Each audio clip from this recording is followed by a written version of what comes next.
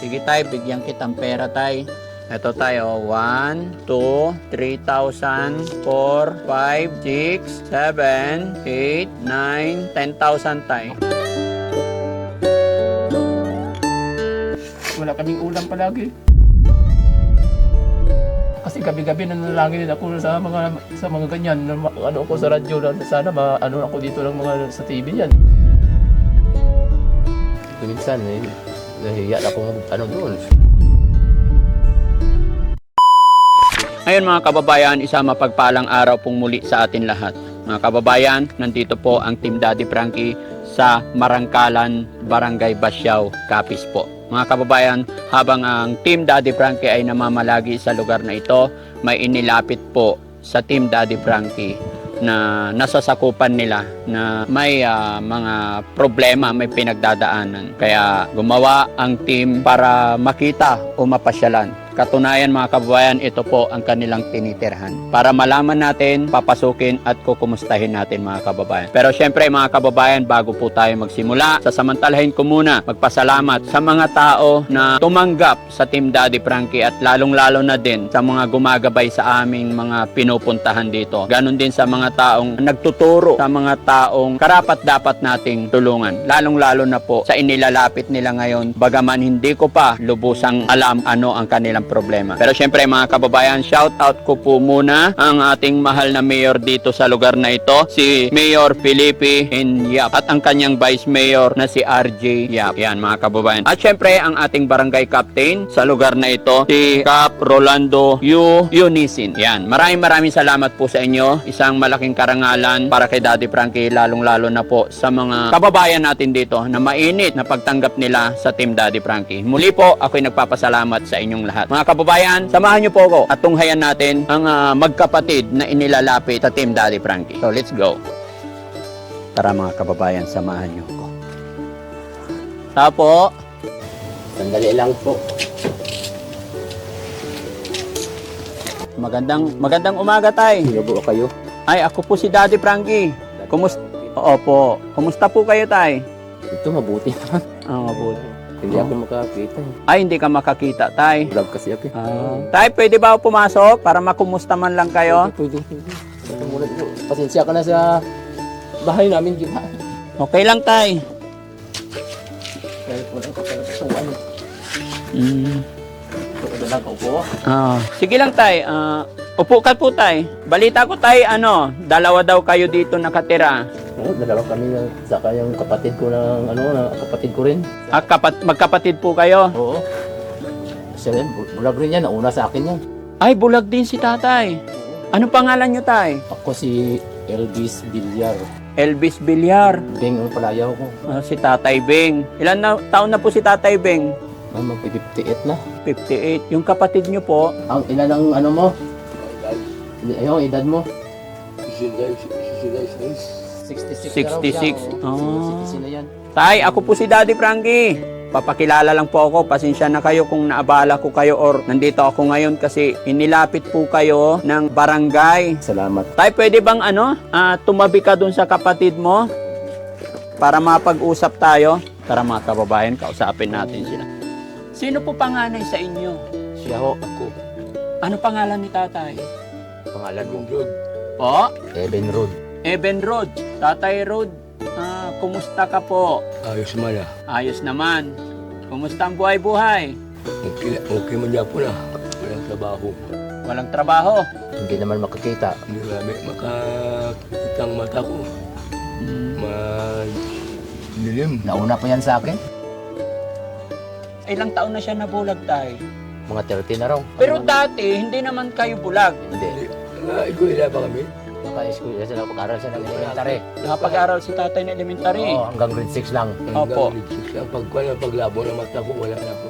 Anong edad ka tayo nung lumabo ang mata mo? Mga 30 guro. 30 ka. Hindi ka napag-asawa tayo? Wala. Hindi na ako pangasawa kaya wala ako. Hindi ko man makalanga ako. Na buhay akong pamilya kaya hindi ako Hindi katrabaho. na sa kuno kabuhay ng pamilya pag may hindi lang. Pag may asawa. Si tatay naman. Tatay, ikaw naman. Anong taon ka nabulag? Siguro mga 35 din o dyan sa 30. Dahil nag-aaral pa ako ng hanggang high school. Nakapag-high school ka pa.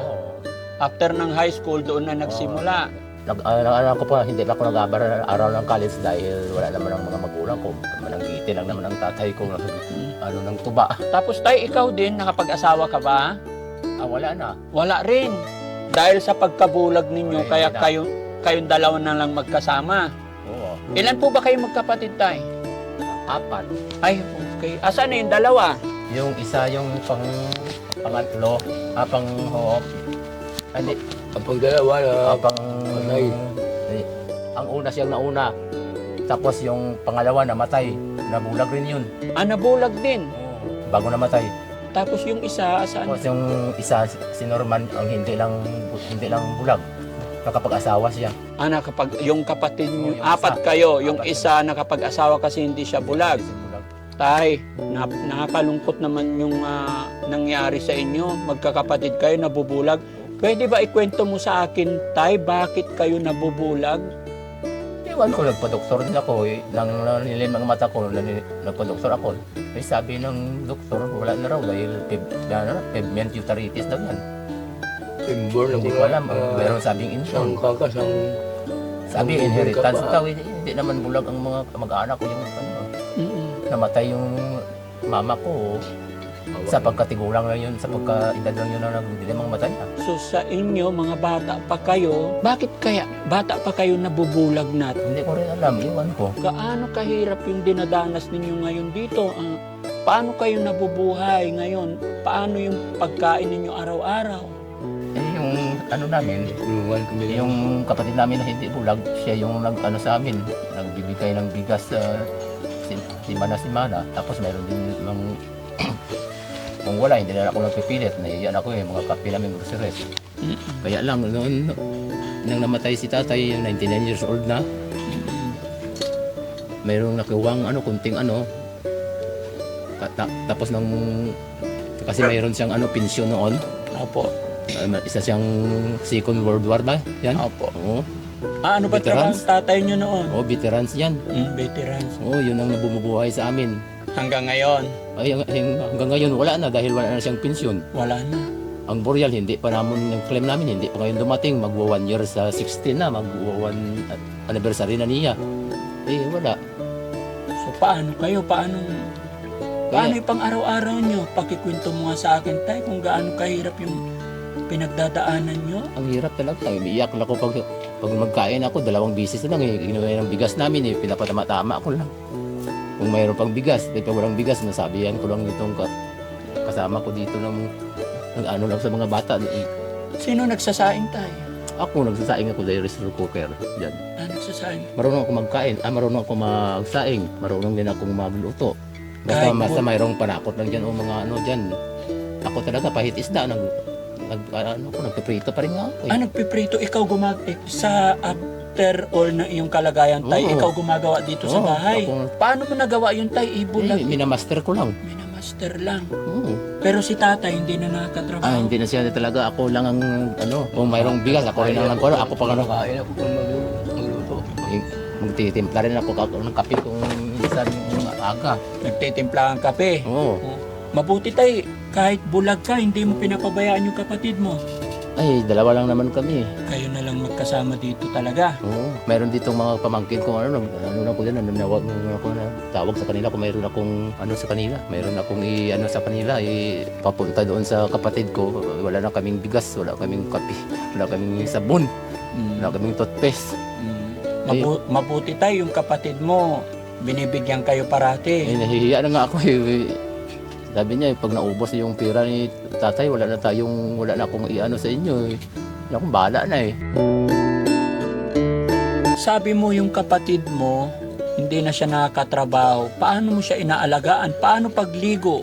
Siya na lang ang naliligo, master niya. Kung may ang pagpaligo ko. May master na paglaba, binigyan ko na siya ng sabon na tinatago ko dyan sa mga ibabaw ng mga tupperware. Pag magpunta sa dyan, sabi niya, walang sabon, pinukuha ko lang, binabutang ko dyan.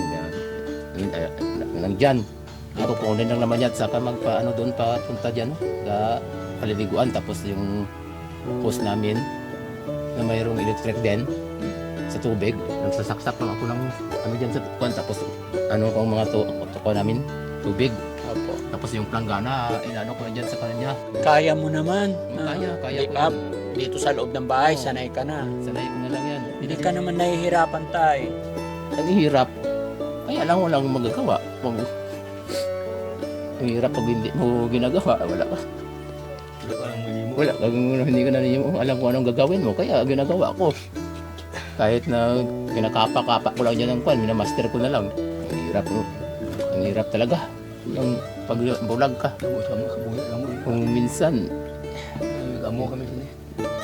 wala kaming makakain, kaya lang, meron ding mga naawa sa amin, mga kamag-anak namin, nagbigay din. Oh, buti may mga kamag-anak na Minsan wala nagbibigay. naman eh, bahala na kung wala. Pero tay, napansin ko ayon sa iyong sinabi kahit bulag ka, tapos si kapatid bulag din si tatay, buti na alagaan mo. Tay, may tanong ako sa iyo, tay. Dito ako para makuha. Sige lang, steady lang po kayo, tay. Tay, itong si tatay na isa yung kapatid niyo po, inaalagaan ka po kahit bulag siya. Anong masasabi mo sa kapatid mo po? Salamat po kay alagaan pa ko niya kay puso kami bulag. Naman kami bulag, pero nag-aalaga pa rin ako. Buligay lang bala. Anong masasabi mo sa kapatid mo kasi kahit bulag siya, hindi kanya pinapabayaan? Gaano kahalaga ang kapatid? Gaano mo siya kamahal? Mahal ko siya bilang utod niya. Hindi man mo gusto maamo na matamo sa amo na no muna ay. Matamo sa amo na. Matuno na mo na siyang hugot sa amon sa puso niya. Mabuti lang, mayroon siyang senior citizen eh, ang bagal, ang takal naman. Matagal pa ang sinususin nakin. Magkano ang tinatanggap sa senior citizen tayo? Noon, Presmel yung tatlong Tatlong buwan. buwan. Ngayon, Ngayon raw, hindi pa nga dumating ang ngayon raw, 6,000 na raw, pero 6 na buwan na rin yan. Ngayon, hindi pa natanggap. Kaya pag nakuha yan na. Hintay kami ng hintay. ayun ang hinihintay nyo para Para Wala ka, makakain na naman kami, makatuloy ang makabili ng bigas. gamot. Bilang bakal galing gamot, wala ko ka. Anniversary na nila, death anniversary na nila ng tatay sa 16, walang magagawa. Kahit pangbili ng kandila, Sige tay, saglit lang. Kausapin ko lang si tatay na isa. Oo. Yan. Tay, may tanong ako. Kumusta naman ang buhay-buhay ninyo nung nabubuhay pa yung nanay at tatay nyo po? masaya pa kami noon dahil buhay pa sila. Hindi naman kami kasi bulag noon. Ako nakapag-aral pa ako ng hanggang high school. Opo. Marami akong mga kaibigan sa high school, marami akong naranasan. Ang dami ko ring kaibigan dahil kapag pa ako dun sa mga drum and bugle. Ang dami ako, naka-officer pa ako ng CET sa high school. Nang mag-college na ako, wala na, hindi naman ako mapaaral ng tatay ko dahil man lang siya, mangingisda at saka ng tuba yan, yung mananggiti. Sabi ko, hindi na lang, lang ako dyan sa laot, nagsasama sa arong sa laot. Opo. Hanggang sa dumating na ako ng mata ko parang lalabo. Sabi, magpa-doktor ka. Pero nauna na sila yan, bulag na sila. Unang nauna nabulag na yung sila, mga kapatid mo. Nauna na sila, ako hindi pa. Kami ang dalawa ng ng kapatid kong isa. So, nung nakita mo tayo na yung mga una mong kapatid is nabubulag, naisip mo rin ba, sumagi-iba rin ba sa isip mo na pati ikaw dadanasin mo rin? Yan ang baka ako rin dapat dahil kung gabi lumalabo na, sa araw makikita ko, pero sa gabi lumalabo na, nakunula na ito. Kaya nagpa-doktor ako, wala naman ng doktor, sabi mga daw, meningitis daw, hereditary yan. Tapos inborn paano na ito, wala na kaming magagawa hanggang natuluyan akong Walang nakita. Oo. Talagang kahit Blurred na lang, mayroon lang blurred. Blurred. Oo, blurred lang. Makikita ko kayo, parang anino lang yan. Anino na lang. Oo, hindi ko na makilala kung sino. So, paano na yun? Mula nung nabulag na kayo hanggang namatay yung isang kapatid mo, gaano kahirap yung pinagdadaanan Gaano kahirap yung daily routine, yung araw-araw na ginagawa ng magkapatid na bulag? Ako, ang hirap dito na lang sa bahay na mamalagi, kahit ano lang magawa. Tapos si tatay, mayroong edad, 99 years old na lang, nung Marso lang, 1 year na, 99 na siya 99 na siya nang mamatay. Kulang na lang ng isa para mag-centennial sa 100 years. Namatay rin. Buti lang, mayroon siyang pensyon. Yun ang kinabuhay namin. Pero matagal, hindi rin nakuha yung pensyon. Malaki na kami, nakatapos na ako ng kapag-aral kung dumating yung pensyon niya, pag-claim namin sa veterans. Nang dumating, yun ang kinabuhay namin. Hanggang namatay na rin ang ina ko. Ang kamatay niya, si tatay lang ang bumubuhay sa amin. Yung pensyon niya, ngayon nang wala ng pensyon niya, namatay naman siya. Ang hirap na rin. Wala na. Sabi ko, bahala na. Mamatay na kami. Wala naman kami kung sino lang ang magpapakain sa amin. Yan lang ang kakainin namin. So yung isa mong nabanggit mo sa akin na isang kapatid tay ang hindi bulag, yon ang nagbibigay sa inyo. Oo. Siya. Meron pa rin kasing pensyon na doon sa bangko na tinatago lang kahit paano. Na para sa amin. Ngayon mauubos na 1 year na. Maubos na, sabi ng kapatid ko, paano pag naubos na yan? Wala na akong magagawa sa inyo. Wala na akong trabaho. Pero malaking bagay tay Sabi kasi ko, maghihingi na lang ako sa barangay dyan o ano. O yung mga konsyal, sabi ko, pag mayroong dumating dyan sa ayuda sa mga barangay, ano lang yun kami, yung kapatid. Naawa na kami sa sarili namin. Hiya na kami. so sige. Tay, yung kapatid mo na anong pangalan nun yung hindi nabulag? Si Norman, O si lalaki babae? lalaki din. Lalaki, bali siya yung nagbibigay. Puro kayo lalaki ano? Puro laki, walang babae. Walang babae. Mayroong babae siguro yun. Yung nato din ako na si mama nang nawala yun. Yung katapusan niya. Minipos baby siguro yun, wala na. Yung dugo. Sorry ah. Okay lang po tay. Wala kang dapat alalahanin. Yung kapatid mo si Norman, anong trabaho niya tay? Nangingisda rin. Nangingisda. Oo, ngayon wala na siya. So pasalamat ako kay Tatay Norman na kapatid nyo kasi kahit anong nangyari hindi niya kayo pinapabayaan. Ngayon wala naman siyang pangisda. Bininta na yun. Pero hindi kanya pinapabayaan tay, tinutulungan niya kayo. Anong masasabi mo sa kanya kung sakaling nandito siya? Mabuti lang. Mayroon pa kaming kapatid na siya lang. Kung wala na, paano na? Wala na. Kaya lang, nagpasalamat ako sa Diyos na mayroon din kapatid na ako. Yan sa amin nagsakripisyo. Salamat kay kay Tatay Norman, no? Minsan naiiyak ako magpapunta doon. Tinitiis ko na lang. Huwag kang mahiya tay kasi syempre napakahirap ng kanilang dinadaanan dito mga kababayan, no? Dahil silang dalawa lang dito at ang pinakaano dyan, bulag sila pareho tapos walang hanap buhay. Yung isa nilang kapatid, ayon din sa kapitbahay, hiniwalay na lang para hindi mahawa kasi yung haka-haka daw ng iba kung dito rin daw titira baka pagkatanda. Ito ayon sa kanila, pag umabot daw sila ng 30 years old ay unti-unti nang nawawala yung kanilang paningin. Kaya sila tatay ay hindi na rin nakapag-asawa. Tapos ang pinakamahirap pa doon, yun, wala na rin silang mga magulang. Nawala na rin. Tahimik ni Tatay Rod. Tatay Rod, okay ka lang? Anong masasabi mo dun sa kapatid mo, si Tatay Norman, na hindi niya kayo pinapabayaan? Kasi kung wala yung kapatid niyong yun, walang magbibigay ng pagkain niyo kahit papano, paano na? Anong sasabihin mo sa kanya, tay? Pasalamat kami kay nabuligan niya kami sa amo ng stasyon namon. Hindi kami papabayaan nga amo na kami sa ganda, ang bulag na. Pasalamat kay dako siya. Nabugto pa kami nga may kapatid po may ng makawa ang mata. Pang ilan ba yon, tay? Pang-tatlo. Pangatlo. Matlo. Ipag-pray natin na lumakas din ang kanyang pangatawan para may mag-alaga pa sa inyo, no? May sakit naman yun eh. ay may sakit din. Kasi paano na nga ba mga kababayan kung wala na silang kapatid? Paano na kaya ang sitwasyon ng magkapatid na ito? Dahil eto, umaasa na lang sila kung sino yung magbibigay dahil sila po ay hindi na nakakita. Tay, bigyan kita ng pagkakataon para kausapin yung mga kababayan natin. Kasi ito tayo, naka-video tayo ha. Okay lang i-upload namin ito. Okay lang.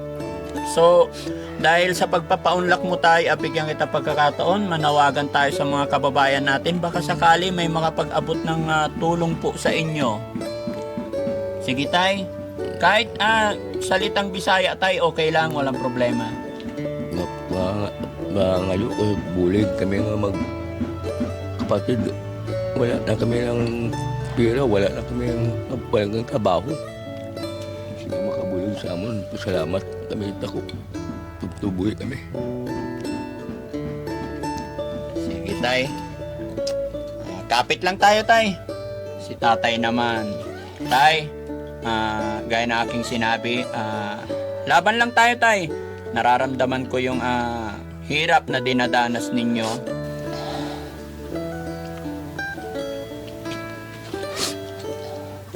Umiiyak si tatay mga kababayan. Pwede. Kahit sino talaga mga kababayan pag ganitong sitwasyon, walang anak, walang pamilya, tapos dadapuan ka pa ng ganitong karamdaman.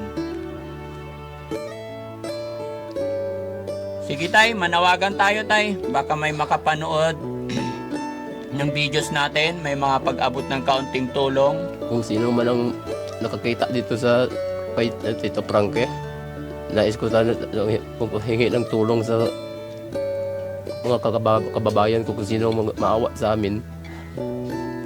Dahil wala na talaga kaming magagawa.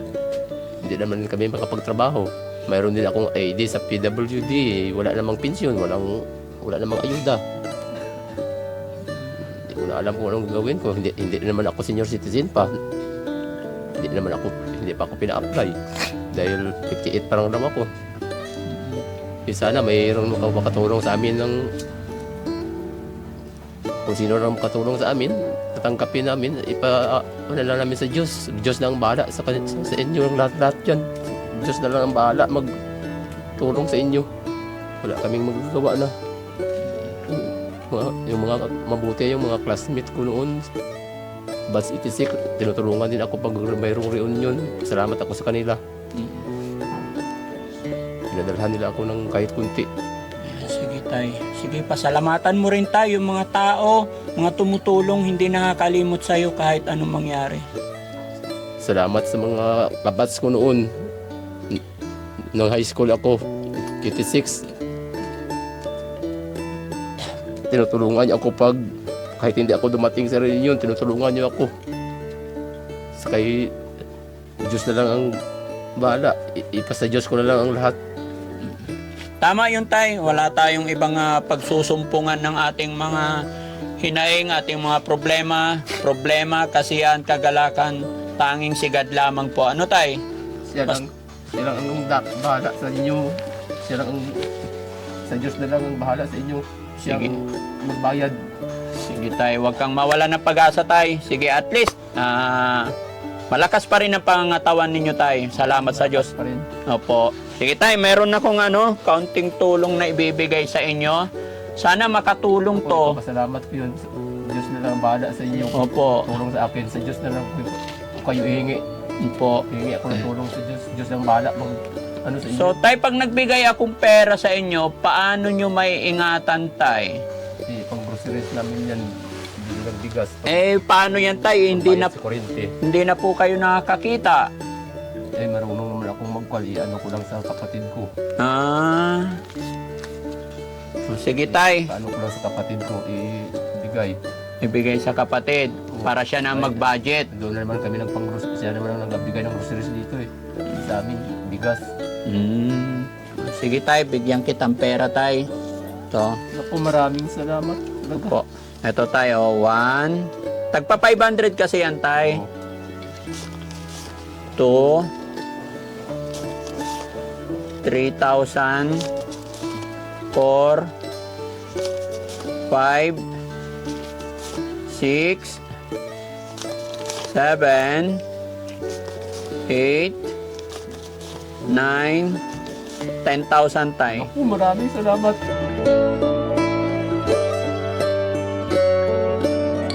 Pabili kami ng isang sakong bigas. Tapos pang groceries namin. Mga dilata at mga noodles. Ay, wala kaming ulam palagi. Wala kayong ulam. Mabuti na lang. May nagpunta dito sa amin na binibigyan kami ng ulam.